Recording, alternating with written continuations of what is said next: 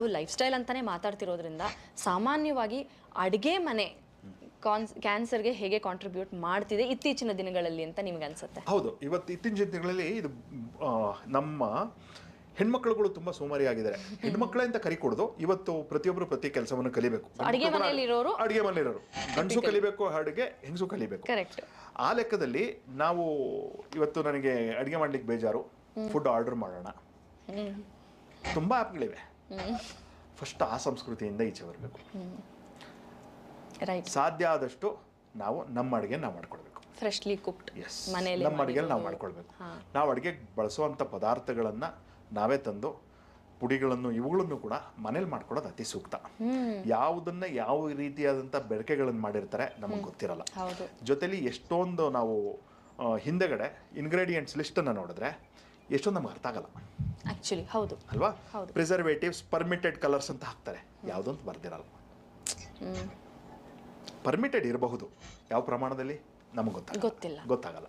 ಸರಿ, ಅವೆಲ್ಲ ಏನೇ ಇದ್ರೂ ಅವೆಲ್ಲಕ್ಕಿಂತ ರಿಸ್ಕ್ ಬೇಡ ಅನ್ನೋದಾಯಿತು ಅಂದರೆ ನಮ್ಮ ಮನೆಯ ಪದಾರ್ಥಗಳನ್ನು ನಾವೇ ರೆಡಿ ಮಾಡ್ಕೊಳ್ಳಿಕ್ಕೆ ಅತಿ ಹೆಚ್ಚೇನು ಸಮಯ ತೆಗೆದುಕೊಳ್ಳಲ್ಲ. ಸರಿನಾ? ಅದು ಯಾವುದಕ್ಕೂ ಇವಾಗ 10 ವರ್ಷ ಮುಂಚೆ ಸತ್ತೋಗೋದಕ್ಕಿಂತ ಕಾಯಿಲೆ ಬಂದು ಆದ್ಮೇಲೆ ಇವೆಲ್ಲ ಮಾಡ್ಕೊಳ್ಳಿಕ್ಕೆ ನಮ್ಗೆ ದಿನ 10 ನಿಮಿಷ ನಮಗೆ ನಾವೇ ಸಮಯ ತೆಗೆದುಕೊಂಡು ಮಾಡ್ಕೊಂಡ್ರೆ ಆರೋಗ್ಯವಾಗಿ ಬದುಕೋಣ. ಬರೀ ಇದೊಂದು ಕ್ಯಾನ್ಸರ್ ಕಾಯಿಲೆಗೆ ಒಂದಕ್ಕೆ ಅಂತಲ್ಲ, ಎಷ್ಟೋ ಕಾಯಿಲೆಗಳಿಗೆ ಇದನ್ನ ಇದು ಅನ್ವಯ ಆಗುತ್ತೆ.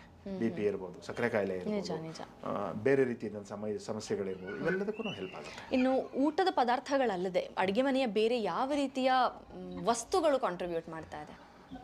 ವಸ್ತುಗಳು ಅನ್ನೋದಕ್ಕೆ ಅಂತಂದರೆ ಈ ನಾನ್ ಸ್ಟಿಕ್ ಕುಕ್ವೇರ್ಗಳು. ಸರಿನಾ? ಸುಲಭಕ್ಕೆ ಆಗ್ಬಿಡುತ್ತೆ ಅನ್ನೋದಕ್ಕೋಸ್ಕರ ಅದನ್ನು ಬಳಸುವಂಥದ್ದನ್ನು ತಪ್ಪಿಸ್ಬೇಕು. ಅಡುಗೆ ಎಣ್ಣೆ ಬಗ್ಗೆ ಆಗಲೇ ಮಾತಾಡಿದ್ವಿ. ಅಡುಗೆ ಎಣ್ಣೆ ಬಗ್ಗೆ ಸ್ವಲ್ಪ ನಿಗಾ ಇರಬೇಕು. ಹೌದು, ಅದ್ರ ಬಗ್ಗೆ ನಿಗಾ ಇರಬೇಕು.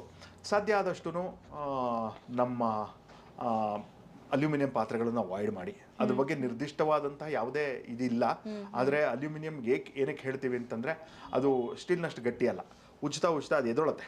ಬರ್ತಾ ಅಲ್ಯೂಮಿನಿಯಂ ಪಾತ್ರೆ ತೆಳ್ಳಾಗತ್ತೆ. ಎಲ್ಲೋಗುತ್ತದು? ಸರಿನಾ? ಆದ್ಮೇಲೆ ಸೇರ್ಕೊಂಡು ಒಂದಷ್ಟು ತೊಳೆದಾಗ ಹೊರಗೆ ಚಾಚೆ ಹೋಗ್ಬೋದು, ಒಂದು ಸ್ವಲ್ಪ ಆದ್ರೂ ದೇಹದೊಳಕ್ಕೆ ಹೋಗುತ್ತೆ. ಸೊ ಈ ರೀತಿಯಾದಂಥ ಟಾಕ್ಸಿನ್ಸ್ಗಳ ಅವಾಯ್ಡ್ ಮಾಡ್ಬೋದು.